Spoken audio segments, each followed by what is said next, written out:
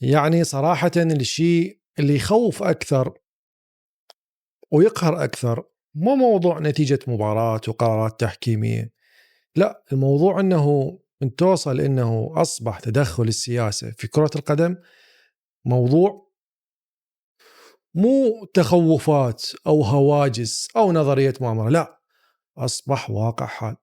هذا الشيء مدمر ومخيف جدا، لأن حتى الشيء اللي جميع الشعوب تتفق على محبته، حتى هذا الموضوع يريدون وبشكل جازم وواضح وأمام العيان التدخل به وتدميره.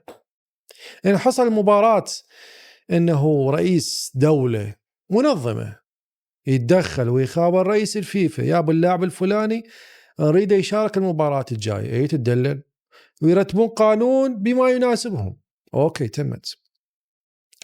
منتخب يقدم كرة قدم، منتخب أفريقي عربي يقدم كرة قدم رائعة، راح نتحدث بالتأكيد، راح نتناقش بالأمور الفنية والأخطاء الفنية والكثير من الأمور، ولكن حتى إذا أنا كنت سيء أنت مجبر تنطيني حقي. مو لأن الخصم الأرجنتين أو البرازيل أو إنجلترا أو فرنسا أو البرتغال أو غيرها أو ألمانيا أو هاي الأسماء الرنانة، لأن أنا منتخب عربي أو منتخب أفريقي أو آسيا أو إلى آخره من الأمور وتعطيني حقي. لا، غصبا ما عليك تعطيني حقي. أنا سيء، أنا سيء، بس انطيني حقي. وشفنا الكثير من القرارات الغبية اللي حصلت في الفار. لذلك أنا أشوف الفار ما راح يكون بحق وحقوق إلا في حال لو حصل وتغير نظامه مثل ما موجود بنظام تنس، واللي هي عن الصقر، كرة المضرب. كل فريق إلى محاولتين 3 5 يطالب بيها بالحكم، غصبا ما عليه يرجع للفار. واتوقع حتى حينها ممكن يرجع للفار وما يتخذ القرار اللي يناسب الفريق المظلوم، لأن يعني موجودة أموال وحقوق وإعلانات ورعايات ومن الأمور. ميسي جانب آخر، هذا لاعب يعني لا يمكن وصفه، لاعب من كوكب آخر، تحسه مباشرة مجرد ما شاف الوضع أصبح صعب شغل المحرك وقام يمشي 200 250. رونالدو ودموع رونالدو إلا هو اللي لو فكر بيها ولو لدقائق بسيطة وفكر بمصلحة منتخبه، مثل ما كان منتخبه سبب في تحقيق لقبين لمنتخب البرتغال في وجوده على الدكة، لو فكر بهاي الطريقة كان ممكن البرتغال في هذا الجيل الذهبي اللي مارتينيز دمره مثل ما دمر منتخب بلجيكا.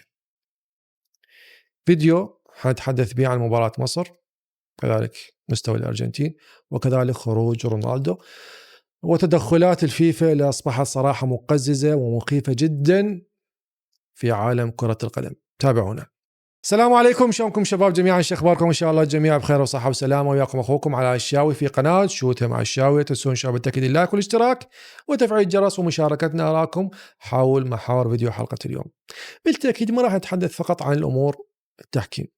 أنا صراحة الشيء اللي يضحكني أكثر أنه نشرت بالفيسبوك صفحتي الرسمية والشخصية على الفيسبوك فيما يخص الحالات التحكيمية اللي لازم أتذكر وانشركم إياها بالفيديو. دائما أقول راح أنشر وأنسى أنشرها بالفيديو بالمونتاج. حالات تحكيمية كانت موجودة في مباراة مصر.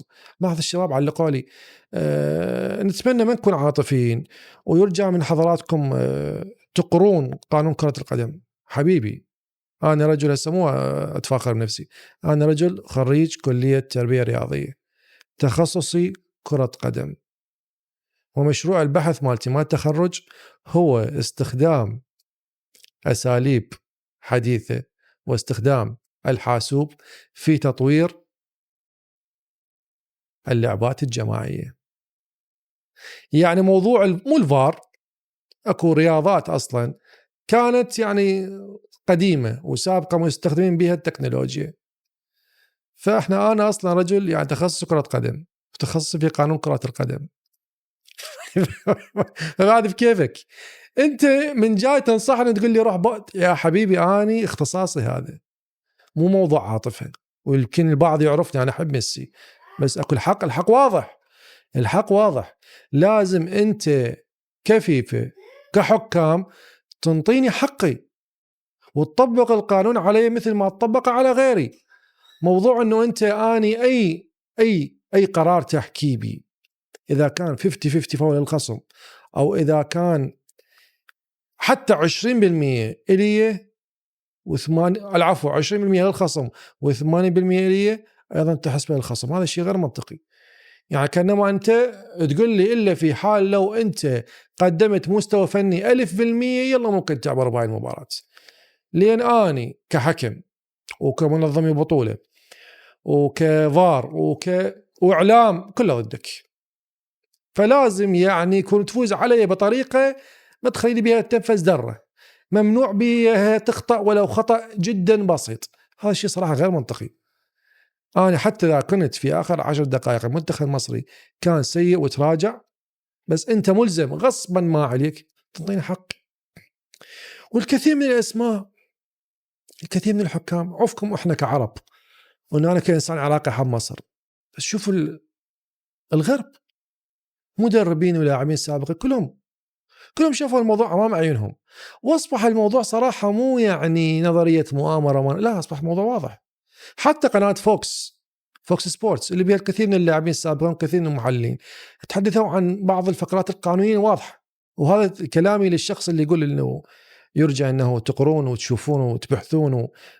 هم طبعا متأكد مشجعي برشلونة عندهم حب اعمى اتجاه ميسي.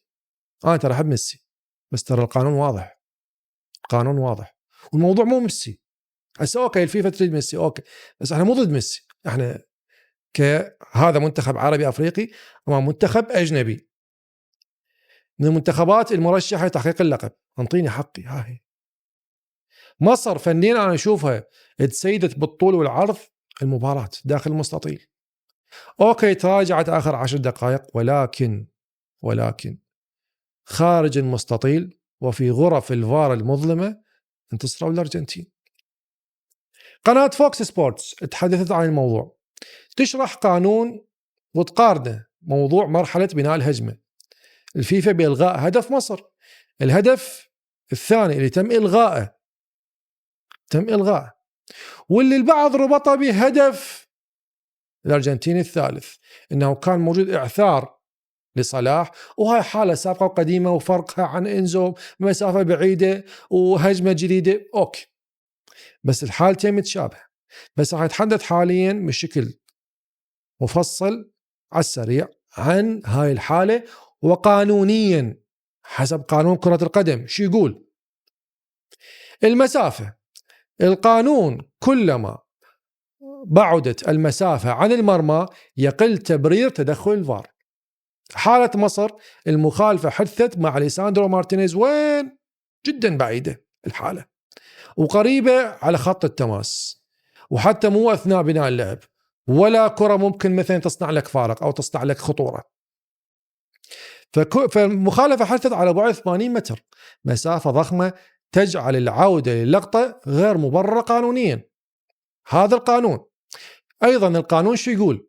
كلما زاد البعد عن المرمى يجب أن يكون الخطأ أكبر وأوضح لإلغاء الهدف. يعني إذا كان الخطأ مع مارتينيز واضح جدا، وضوح كبير جدا، يعني خطأ لا يغتفر، ضرب قوي، مو حالة من اثنين من اللاعبين اللي مشابهة لحالة صلاح وصلت منطقة الجزاء واللي جمع عليها الهدف الثالث. حالة مصر التلامس كان موجود ومو قوي جدا ومو اصلا يعني بعيد ولا يستحق تدخل تقنية الفار. زين، القانون ايضا شو يقول؟ اتجاه اللعب. القانون الفار يتدخل في الهجمات المباشرة والامامية السريعة، يعني مرتدة، كرة مرتدة، تحول سريع، لعب مباشر. بس انت الكرة وين كانت حالة مصر؟ الهجمة لم تكن مرتدة مباغتة، بل مرت ببناء منظم وتمريرات متعددة حتى وصلت للشباك. يعني الكرة وصلت الهيثم وراح بيها وتقدم وعبر ولعب وصلاح وغيرها وتمريرات وراها لعبة عرضية. بعدها القانون شو يقول؟ الاستحواذ والسيطرة. القانون شو يقول؟ يشترط فرض سيطرة كاملة ومستمرة على الكرة منذ لحظة الخطأ وحتى تسجيل هدف. حالة مصر الهجمة شهدت تداول طبيعي للاستحواذ عبر تمريرات متبادلة قبل اللقطة الختامية. بكل بساطة الأمور جدا واضحة. تنظيم الدفاع، القانون شو يقول؟ إذا كان الدفاع الخصم مستقر ومنظم ولديه فرصة لبناء الهدف، فالخطأ القديم يفقد قيمته. حالة مصر عند التسجيل كان دفاع الأرجنتين متمركز بالكامل، الجميع في مواقعه، ولم يكن مشتت أو متأثر بالخطأ البعيد.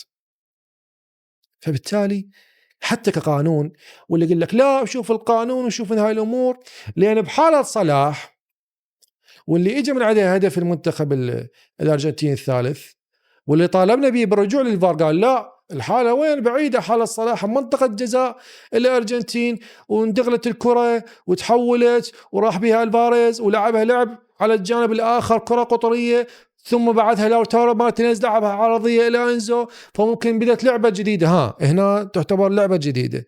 بس الحالة والهدف المصري الثاني لا، الموضوع مو بهذا الشكل فقط، الموضوع أنه أي قرارات كان بها شك مباشرة للأرجنتين بدون نقاش. فأنت الحكم مباشرة حسس المنتخب المصري أنا ضدك، انذارات، فاولات، كرات غير منطقية. هو حسسك من البداية حبيبي أنا ضدك، أنت اليوم ما تعبر ما تفوز. راح أتكلم بالأمور الفنية بالتأكيد، ولكن الحكم دمر المباراة بشكل كامل، ووجهها توجيه معين. فاللاعبين من يحسون، أي لاعب من يحس أنه الحكم ضده هو يعني طبيعيا يتنرفز ويخرج عن تركيزه لا إراديا. أوكي ممكن هذا الشيء يعطيك عنفوان وردة فعل أنه أنت لازم تقاتل وتجاهد وتكون شجاع وتحارب ضد الجميع، بس مرة مرتين 10-20. فكثير من القرارات قرارات مصيرية، يعني كان ممكن تنتهي المباراة 3-2 لمصر لو كرة محمد صلاح احتسبت ضربة جزاء، لوحات الشد اللي حصلت من ماك أليستر منطقة جزاء، كان ممكن في بعض الحالات شفناها. اوكي البعض يقول لك الكرة بعيدة عن الحالة بعيدة عن مكان الكرة، لا والله لو صار للأرجنتين يحسبها مخالفة 100%، وربما يعطيهم جزاء. فهذا كان الشعور السائد، هو ضدك ما يريدك تصعد. تصريحات حسام حسن كان لها سبب قبل المباراة، والله كنت متأكد من صرح من أجل القضية ضد ذيك الصفحة اللي الله يخلصنا من عندهم، عرفت راح يحاربوا بالمباراة. وأعيد وأكرر، مصر فنيا أشوفها تسيدت المباراة بالطول والعرض، خصوصا الشوط الأول رائعين. حتى بعد تسجيل الهدف الثاني بدأوا يستعرضون أمام أرجنتين، بس تحس كأنما آخر 10 دقائق كأنما حسوا أنه بدأوا يفكرون بالاحتفالات ما بعد المباراة، وهذا الشيء جدا خاطئ. أنه بدأوا يفكرون بالاحتفال ما بعد المباراة. إضافة الموضوع ميسي كأنما من سجل الهدف الثاني المنتخب المصري وشفت الهزة راسه، كأنما شلون شخص عنده سيارة حول من نمرة 1 خلاه قبل على الرابع، يعني قام يقاتل في كل مكان. وهذا الفرق بين ميسي وبين أي لاعب آخر بنفس عمره أو أكبر من عمره. يلعب جناح، يلعب ارتكاز، يلعب مهاجم، يلعب خلف المهاجم، ينزل للدفاع، يلعب ظهير، يعني لاعب تشوفه في كل أرجاء الملعب، لاعب يحرك لك الفريق بالكامل حتى وإن كان فريقك في مرحلة ركود. في المنتخب مصر صراحة كان متسيد وكان يضغط ضغط عالي، والشوط الأول كان رائع، وكان مانع المنتخب الأرجنتيني من صناعة أي فرصة ومن أي خطورة. وكان لاعبين من منتخب مصر يعني شوبير حارس لسنوات طويلة مع منتخب مصر حيقدم لهم، يعني هاي البطولة كانت بها إيجابيات كثيرة. منتخب مصري صنعت لهم حارس للمستقبل، كان شخصية. وميسي حتى كان خارج عن تركيزه خلال كأنما يعني تفاجأوا بمستوى المنتخب المصري. للأسف هذا التركيز من يغيب عن المنتخبات الأفريقية مثل ما حصل مع السنغال، كانوا أيضا متقدمين 2-0 دقائق بسيطة تعادلوا وخسروا المباراة، وهذا اللي حصل مع المنتخب المصري. أوكي أعيد وأكرر، احنا فنيا تراجعنا، والشوط الثاني حسام حسن لعبها خطأ بتراجعه المبكر، بس أيضا سجلنا هدف وصلنا 2-0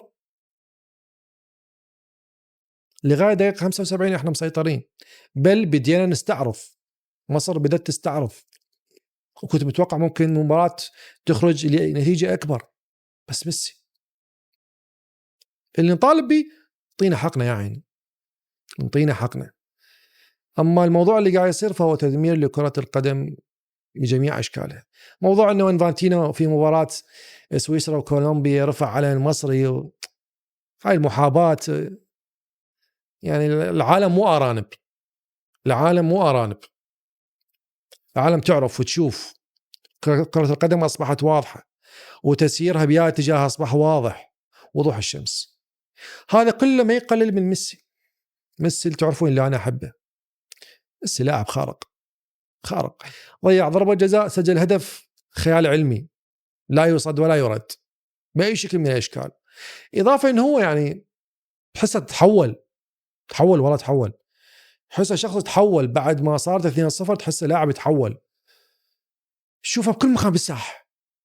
والتبديل المهم اللي أجراه منتخب الأرجنتين هو دخول لوتارو مارتينيز. من دخل لوتارو مارتينيز زمت قلبي، هذا لاعب. واستغربت أصلا ليش ما كان أساسي، أصلا استغربت ليش ما كان أساسي. بعض لاعبين المنتخب المصري كانوا رائعين، بس صلاح ما شفت له دور صراحة بالمباراة، ما شفت له دور كبير، عكس اللاعبين اللي المفروض انه انت تظهر، يعني تظهر في هذه المباراة، تقدم مستوى، لان هي المباراة اللي تبرز بها قيمتك كلاعب، مثل ما عمل ميسي وقلب لك مجريات المباراة. اوكي، هذا الموضوع مو مقارنة بين صلاح وميسي، ميسي يعني ليفل مختلف، بس انت لازم تبرز بهاي المباراة.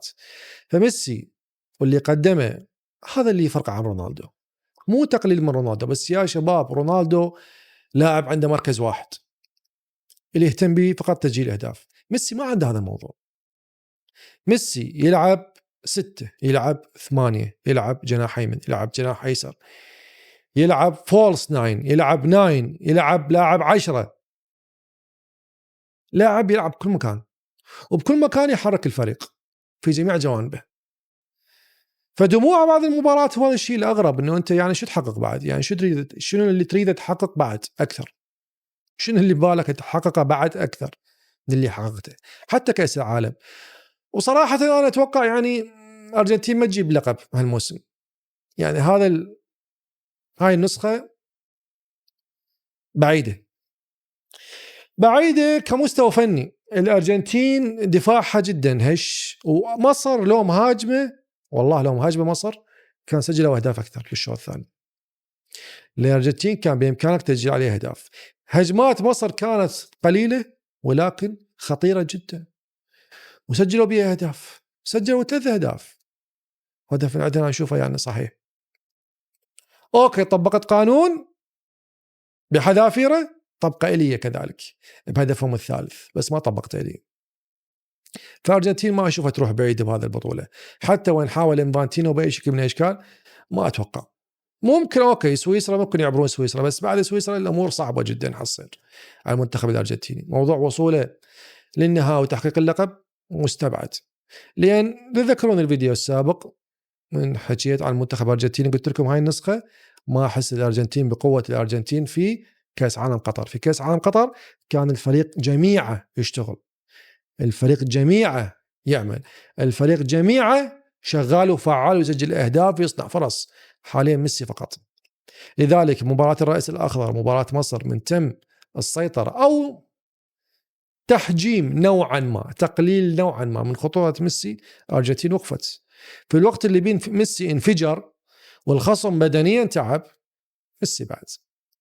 فمنتخب الأرجنتين أصبح إيقافه واضح، أوقف ميسي، أرجنتين أوف، ميسي يرجع يشتغل أون.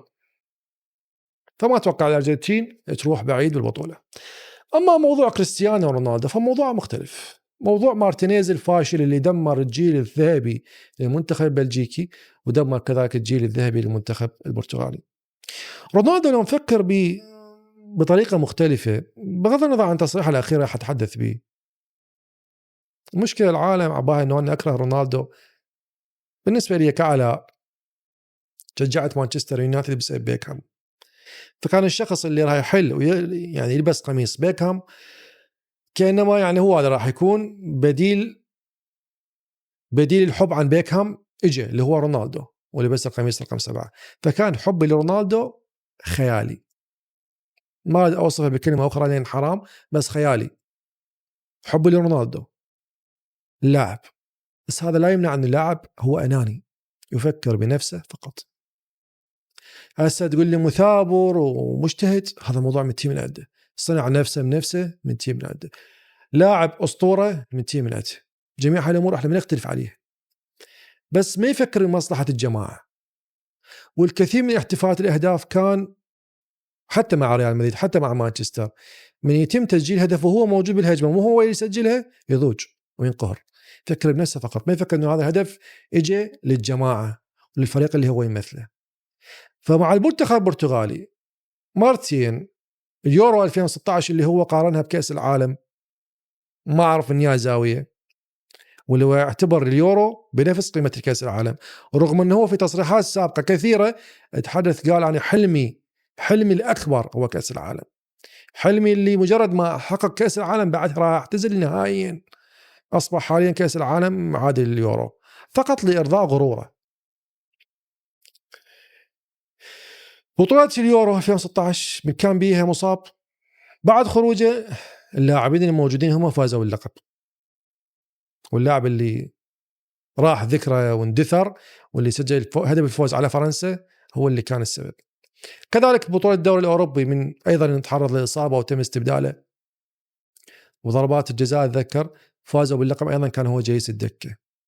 فلو نفكر بهاي البطولة، أنا بالنسبة لي كرونالدو الأفضل أشارك 45 دقيقة أو 60 دقيقة في أعلى فورمة، في أعلى مستوى، في قمة مستواي، وبقية المباراة يشترك لاعب آخر أفضل للفريق. لو أنا لا، اللي يهمني أنه أنا أشارك 90 دقيقة، سواء أنا دقيقة 45 أو دقيقة 60 انتهيت ما له علاقة، المهم أنا أبقى على أرض الملعب وخلي يخسر المنتخب.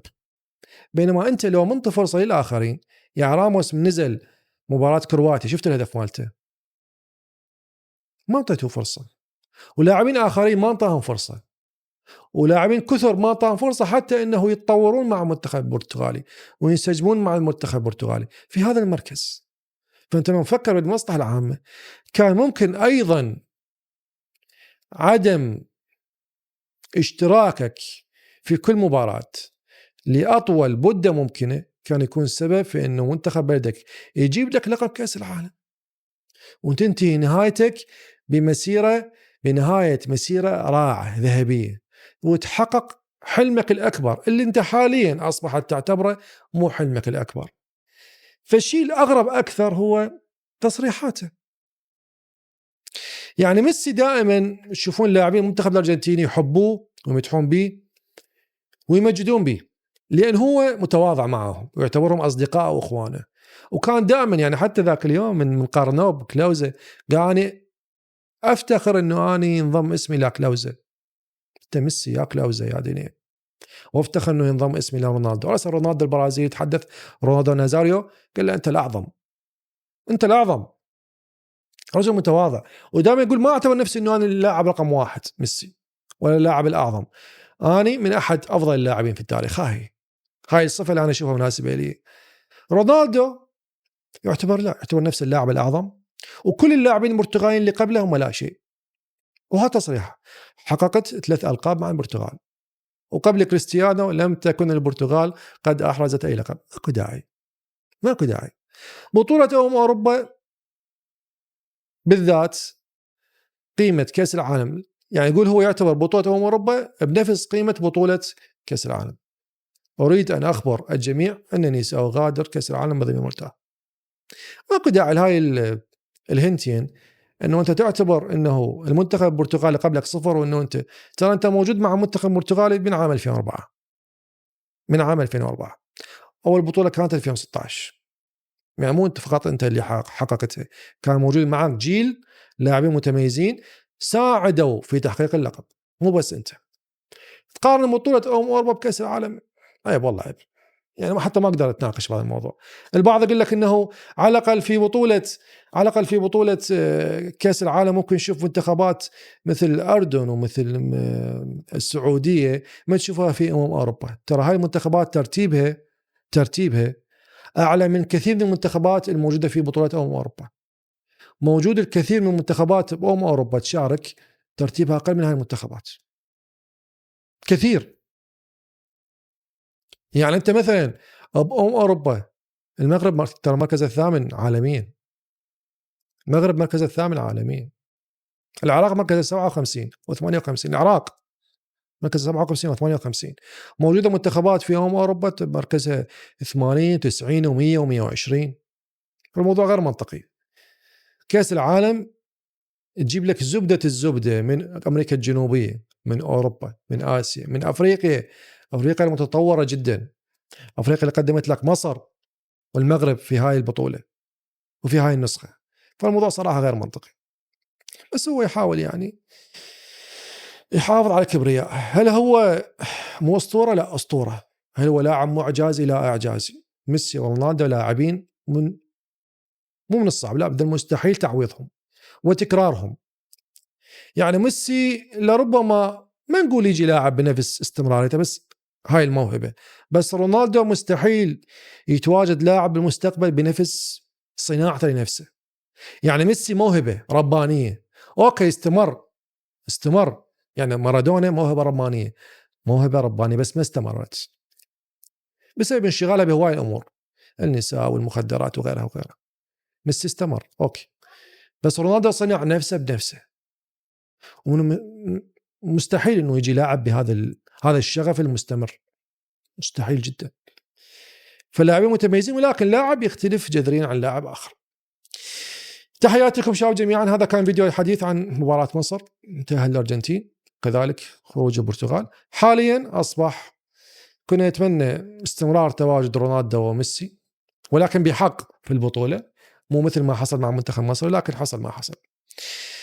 إن شاء الله نلتقي معاكم في فيديوهات قادمة، وحيكون فيديو إن شاء الله يوم غد على أكثر فيما يخص توقعات دور الثمانية، وإن شاء الله خير. كان وياكم أخوكم علاء الشاوي في قناة شوتها مع الشاوي. بالتأكيد الشباب لا تنسون اللايك والاشتراك وتفعيل الجرس ومشاركتنا آراءكم حول محاور فيديو حلقة اليوم.